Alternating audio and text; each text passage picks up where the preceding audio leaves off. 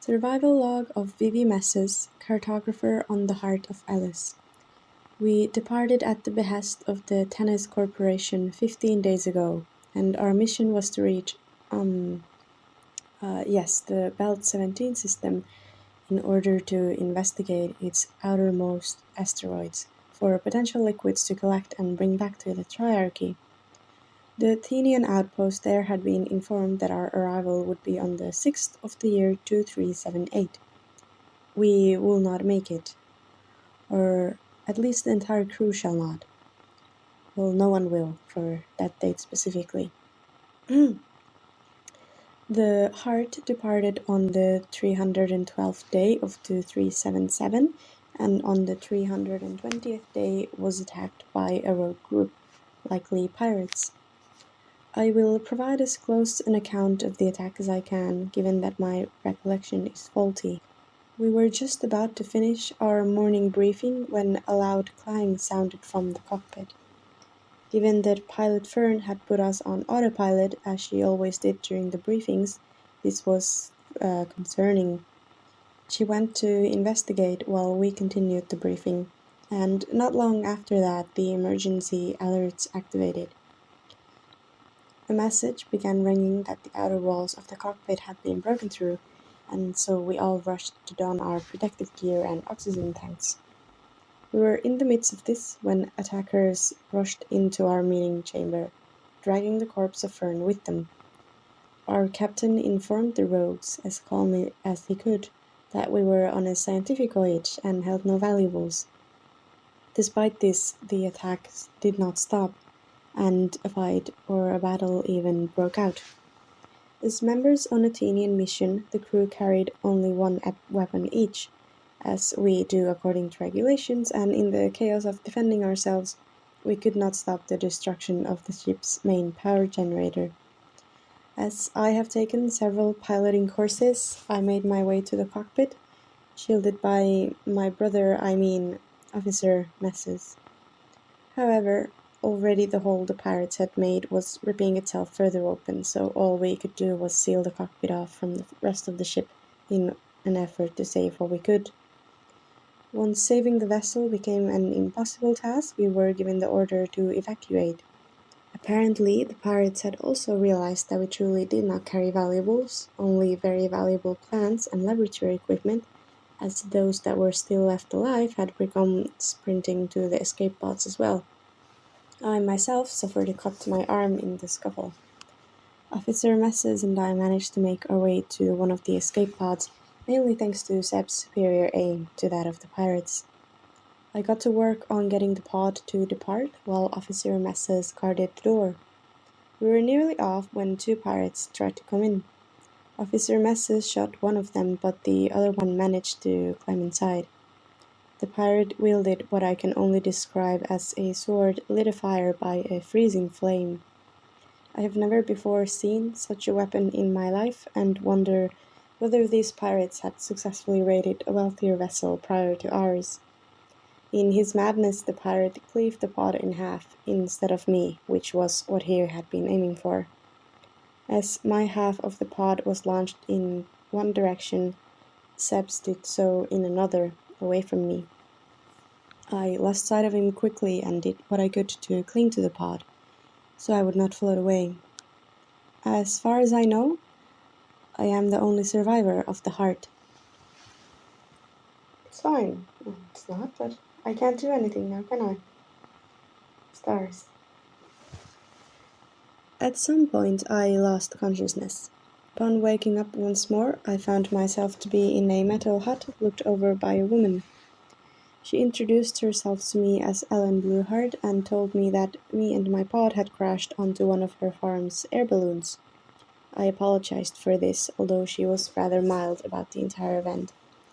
Apparently, her daughter had recognized the Tennis Corp logo on the pod and also on my uniform.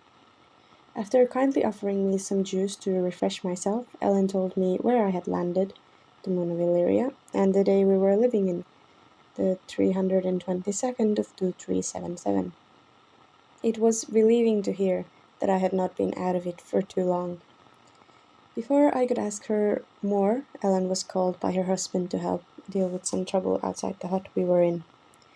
Apparently, this is one of their old bathhouses. I should also note that Ellen was wearing a suit that covered her entire body, which leads me to conclude that the air of Illyria must not be breathable. I can't recall hearing of this before, so perhaps it is a more recent development?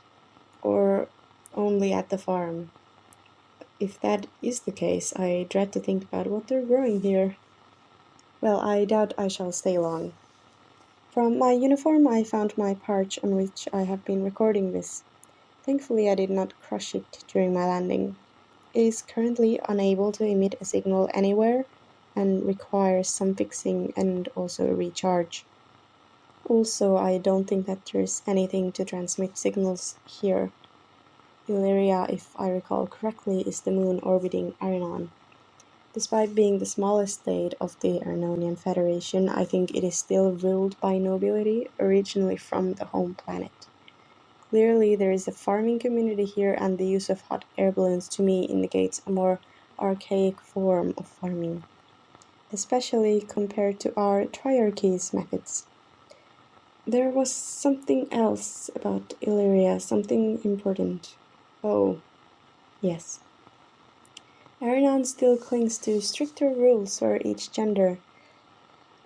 I shall be as frank as I can, and if this part is deemed unnecessary in my final report, I shan't be hurt if it is edited out. Women's possibilities are far more limited on Arinon, and they are largely beholden to either their fathers or husbands. While they are allowed to study in universities for some 50 years or so, they are in a secondary position in society. Not to mention, I've no idea how people outside the gender binary are treated there. I mean, here. Undoubtedly, this extends to Illyria, especially in comparison to the triarchy the Arinon Federation holds to outdated ideals of social hierarchies. At least in my opinion. This is important, as my survival will be significantly more difficult given that I am a woman. I can only hope that my position as one of the tennis corps... Who am I kidding? I am so screwed. Arinon and this Illyria are very far away from Belt 17. 15 to 20 days by energy ship, I'd say, although with a fuel one it might be faster, depending on the fuel. Of course, all I have is half of a crashed escape pod. I don't think the heart managed to make it even halfway through. In these rather dire circumstances, I am finding it difficult to be optimistic, or even calm. Of course, we were all warned about the dangers of this specific assignment, given the very long journey and the recent rise in galactical piracy and villainy.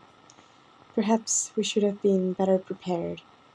I make it back. I mean, when I do, I shall petition for even scientific vessels to be better armed and protected. But still, at least for the tennis corps, the number of uncompleted missions is at 3.5%, and the amount of crashes is at a very low 0.3%. It is difficult for my mind to comprehend what has occurred, and moreover, that said, to be separated from one's twin, there was no one who understood me like him. I'll have to go home after this. I should try. For him. For the entire crew of the Heart, I should make my way to Belt 17. I need to finish our mission. I cannot go home like this. There has to be a way out of here. Certainly they have to keep up transportation to Arinon. And from the planet itself, it should not be too difficult to find some way even without money. Do we have an outpost? Oh, Ellen has returned. Just to keep track of time, 2 hours have passed since I recorded the first part of this log. So, yes, I am not certain where I left off. This is why I refer written accounts. Regardless, Ellen and her kind daughter have answered more of my questions. Apparently, the surface of Illyria has been impossible to breathe in for at least 3 decades now, and previously to this, it was already in a very poor state. That this is not common knowledge concerns me somewhat, as I am certain that should we at home have known about this, a mission here would have certainly been urgent. Well, given that I am already here and stranded for quite some time, I shall perform at least an initial inspection of as much of the moon as I can by myself. Let me backtrack somewhat and try to record all the information I gained from Ellen and Celia. Apparently, their family, the Blue Hearts, has owned the farm for a very long time now, likely ever since the Arnonians first settled on the moon. They are focused on growing Illyrian moon pears, a special delicacy only grown here. Like most of the farms on the moon, they answer to the Duke of Illyria, Orson the Bow. I have a very vague memory of my father mentioning him once. Or perhaps he talked about the Duke's late father.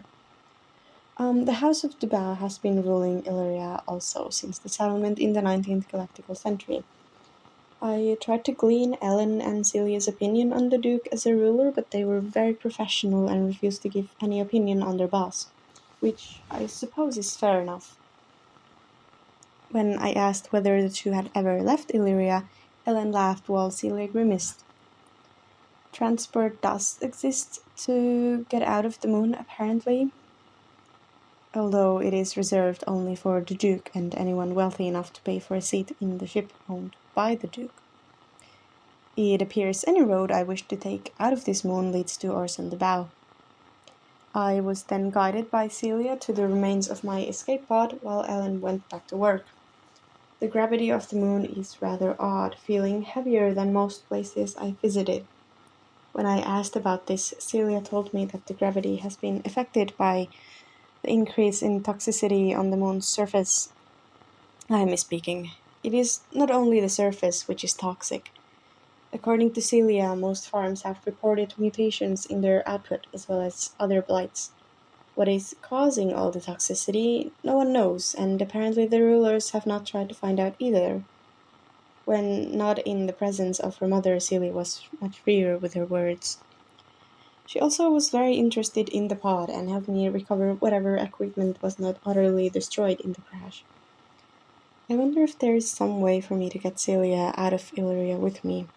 She possesses a very bright mind and would make an excellent addition to any crew. I also feel it would be a shame for her to be stuck here. On the ship, we found a backup Tinin uniform, which was more or less still intact, and so was the laser gun in its pockets. Although it is a few sizes too big for me, it should fit. My own uniform is rather mangled, and indeed, to go outside, I had to borrow one of Celia's secondary farming suits. With its bubble-like helmet, I couldn't help but feel like a spaceman from one of the old films we have at home. I also found a 10x10 portable, which, while out of battery and in rough shape, I should be able to get working with the right tools. The escape pod also had 5 canisters of filtered water and some oranges from Kiskes, which I offered to the farmers as thanks for rescuing me. Ellen's husband Jim told me that it would take me around 2 days to ride to the Duke's palace if I took one of their Rexes. When I protested that they had already done too much for me, Jim and Ellen insisted. And then they told me that they did have something of an agenda. Given my skills as a member of the Tenace Corps and my potential for gaining the Duke's trust, they asked me to try and help Illyria. I had already decided to investigate this moon, but I know now that I must do more than that. I have promised to Ellen, Celia, and Jim that I will do my best to help heal their home. Without a shadow of a doubt, it is what Seb would have also done. So I will stay here longer than I would have hoped to. Once I gain a connection outside of Illyria, I will inform the Tennis Corp about my decision. For now, I will record here all my experiences on Illyria. And right now, specifically all that the farmers could tell me about what is wrong here. As I stated before, Illyrians have had to wear special equipment in order to survive the toxicity of the outside air for around 30 years now. Younger Illyrians like Celia, who told me that she's 17 years old, do not know an Illyria where someone could simply walk outside and breathe freely. And according to Jim and Ellen, even before the air was completely toxic, it was still in poor condition. They advised me to try and gain access to historical records of the moon to try and find out when a change in the environment was first recorded, as they did not know themselves. Even if I cannot, once I am able to investigate the toxicity myself, I hopefully will be able to hypothesize on the longevity of this blight. For now, that is what I shall refer to it as, a blight. It affects the breathable air, but clearly emanates from the material of the moon itself. Ellen told me that unless plants are grown in specifically built greenhouses and shielded, they are mutated in the outside ground and air. This family has only one greenhouse, built at the behest of the Duke some 15 years ago. Inside of it they grow their best and most valuable crop of moon pears, whilst the outside ones are the new mutated version. I was allowed one pear from the outside for investigation, but given their importance I didn't dare take one of the proper ones. This, of course, will complicate my testing, as I shan't have an original to compare my findings to, but I will make do. According to Jim, it is possible that the Duke also grows moon pears in his private use at the palace. His greenhouse is apparently very impressive, so I will do my best to gain access to it. When I asked about the effect of mutated produce on people, the farmers told me that while raw, many of the plants are poisonous. Once cooked, they lose most of their toxicity. Or all. Hopefully all. Although everyone got a rather unsettled look on their faces when I asked whether mutations had appeared within the population of Illyria. Ellen began to talk about rumors about farms further away from the Duke's palace, and thus the central hub of Illyria, but Jim got her off, telling me that these were simply rumors. This was clearly suspicious, so I will be looking into it more. Given that the conversation had become rather uncomfortable, I moved on to a different subject and asked them how likely it was for the Duke and his staff to take me seriously as a woman, given Arinon's stance on gender equality. This at least got everyone to relax. Apparently among the common folk, as they referred to themselves, for years now women had been more or less on the same level as men. When one has to think about survival more than social expectations, it comes to matter far less how one defines themselves or is defined by society. While they've not been in contact with the nobles of Illyria, Ellen told me about some recent gossip she'd gotten through other farmers closer to the palace. Apparently the Duke has been courting a noble lady, the Countess Lillian Olive. She is set to inherit Keaton estate, as her brother passed on some months ago. In this I understand her pain, and would try to find employment with her instead if she wasn't facing troubles herself.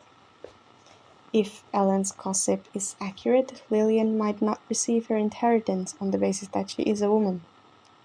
However, if she were to marry a man, the estate would pass on to her and her husband.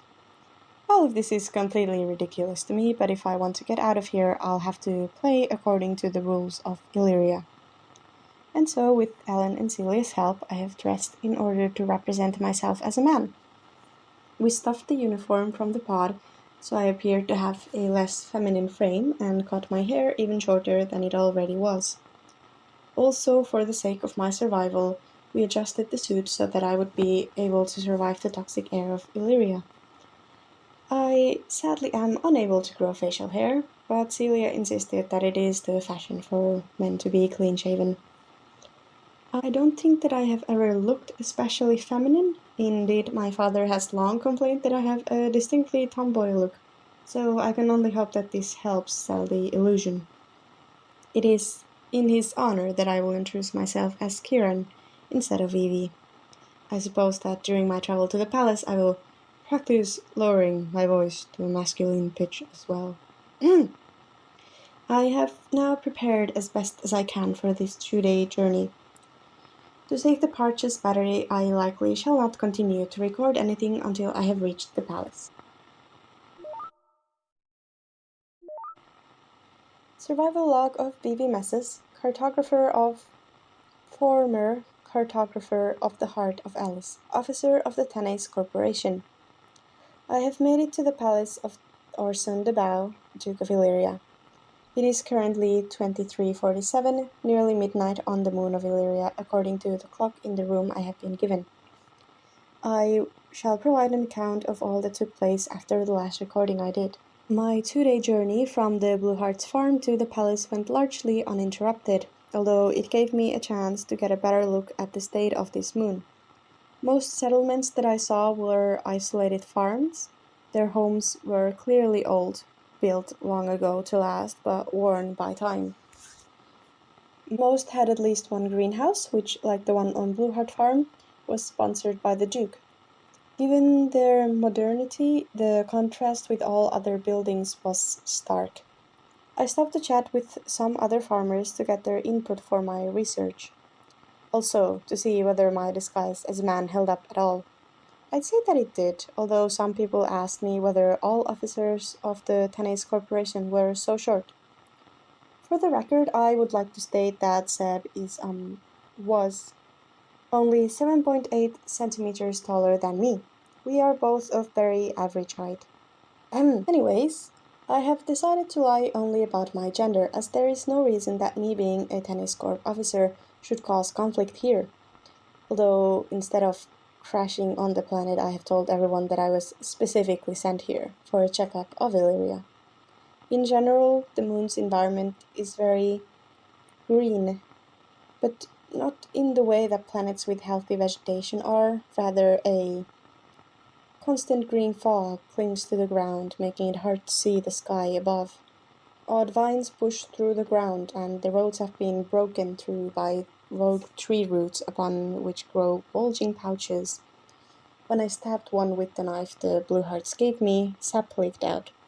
Sadly, I did not have anything collect some of it as a sample, but perhaps that was for the best. It did appear to start burning through the ground it dripped to. Given my helmet, I could not get a sense of smell from the environment. I will need to look into whether there is any other way to go outside without such heavy equipment, even if it is for a shorter amount of time. When I got closer to the Duke's palace, I saw more settlements and the town which surrounds the palace. At its edge, I could also see Keaton Estate, the one Ellen told me about with its wealthy heiress, Countess Lillian. Indeed, upon arriving at the palace and being escorted by a servant, Valentine, to see the owner of the palace, I got a very detailed description of Lillian. I fear that Ellen had gotten a very mild impression of the Duke's intentions with Lillian. The room I was taken to is one of 5 ballrooms in the palace, Valentine told me. Why one needs so many ballrooms when there are barely enough people to fill one in this village is beyond me. In the room was the Duke himself, listening to a bard, yes, those are still employed here, and looking rather miserable. Before Valentine could introduce me, the Duke listed off the Countess's many desirable attributes in a very flowery language.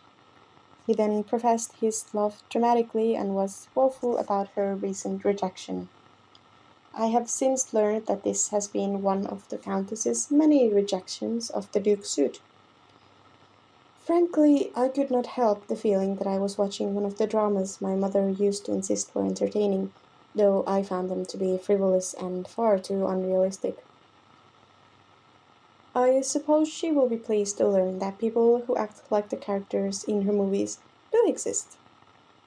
Valentine was able to introduce me as a scientist looking for employment in the Duke's estate.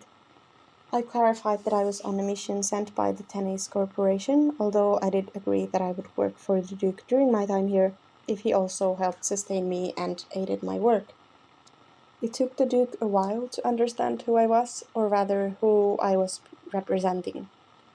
I do not think he knows much about us, and perhaps it is better that way. Once I promised that I was not here as a spy from some other state in the Federation and only wanted to explore and examine the moon, the Duke appeared to relax somewhat. He took me to his library, which was even more extensive than I had hoped for, and showed me to his map collection. Most were over 50 years old, and given that I am a cartographer, he and I agreed that my first task in his service would be to update the maps. I also told the Duke of the very difficult position most of his farmers were in with the toxicity of the moon. His response was not too flippant as it could have been, though he did not appear too worried either. Not that... No, that is not the best way to describe it. He isn't telling me everything, of course. We barely know each other, but it makes no sense for someone who wants his family to keep ruling a moon to let said moon wither away, even if his estate is excellently shielded against toxicity. The Duke himself gave me a tour of the palace, as well as its gardens, all of which are built to block all outside air. While everything else in Illyria feels outdated, the air filtering systems and buildings on the Duke's estate are of the latest technology in Arinon, he assured me. And apparently Keaton Estate is even more impressively modern, built only 50 years ago or so. After the tour, I had dinner with the rest of the Duke's staff. We are a rather small bunch, only 8 people. As the Duke has no family, yet, for he is determined to win Countess Lillian over, he does not see the need to hire many people. I guess I am lucky he did take me into his service. I was then shown to my room, which is well equipped, including chargers, which I was able to use on the parch. I also inquired with Valentine about gaining more tools to fix my 10x10, and also for more scientific vials, etc. He said he would consult the Duke tomorrow morning. Apparently, a laboratory is in the closed-off western wing of the palace, which, if cleaned and refurbished, would serve for my use. I apologize. It has been a long day. Oh, also I asked about communication to Arnon. Apparently, Duke does have a communications office in one of the palace's towers, from which messages can be sent, if the weather is good. I should be able to contact the Tenian outpost of Arnon in the morning. While the contents of these logs are too large a file to send through, I will provide an explanation as well as I can to my fellow Tenians. However, should either the Duke or Valentine be in my presence, I will be forced to keep my disguise. It has completely fooled everyone at the palace. At least some good comes of the expectations everyone here has for female looks. For now, this has been Vivi Messas, or Kieran Messas, officer of the Teenies Corporation, currently on a mission to examine and help the moon of Illyria.